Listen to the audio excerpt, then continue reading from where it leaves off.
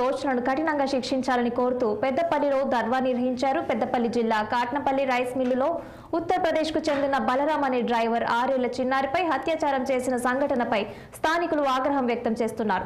మృతురాలి కుటుంబానికి న్యాయం చేయాలని బంధువులు, ప్రజా సంఘాల నాయకులు పెద్దపల్లి జిల్లా సుల్తానాబాద్ లో దాదాపు గంటసేపు ధర్నా నిర్వహించారు. చిన్నారిపై అఘాయిత్యం చేసిన నిందితుడిని ఎన్కౌంటర్ చేయాలని, బహిరంగంగా శిక్షించాలని డిమాండ్ చేశారు. చివరికి పోలీసులు జోక్యం చేసుకుని దోషులకు శిక్ష పడేలా చర్యలు తీసుకుంటామని ఆందోళనకారులకు హామీ ఇవ్వడంతో ధర్నాను విరమించారు.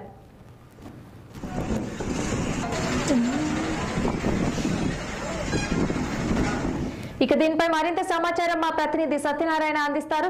చెప్పండి సత్యనారాయణ. Good afternoon Sahana. పెద్దపల్లి జిల్లాలో ఘోరం చర్చ చేస్తుంది.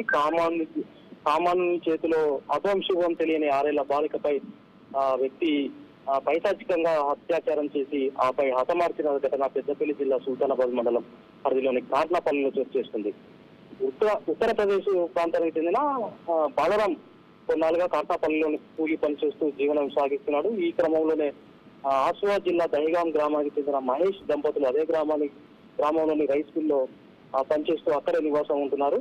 వాళ్లకు 6 ఏళ్ల పాప కూడా ఉంది. అయితే బీహార్ కూలీ బలరాం కళ్ళు ఆ పాపపై పడ్డాయి.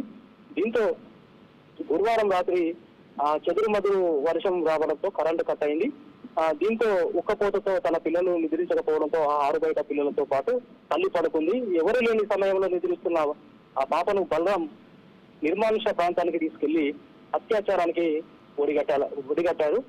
బాలిక బ్రతికి ఉంటే విషయం ఎక్కడ బయటికి వస్తుందోనని భావించిన బలరాం స్పాట్ లోనే గొంతును నిలిపి దారుణంగా హతమార్చారు.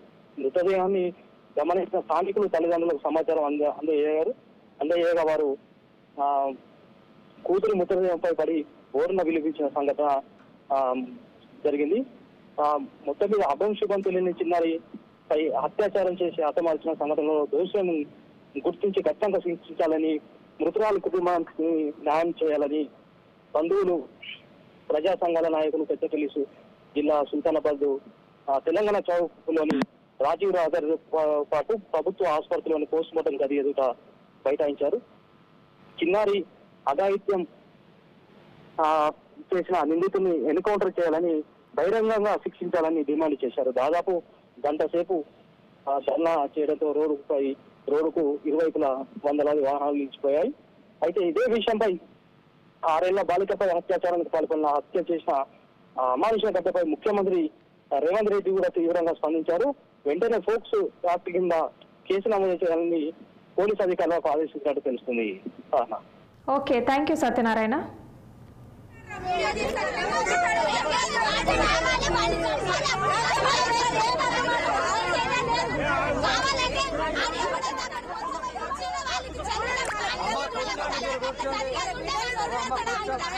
Gracias.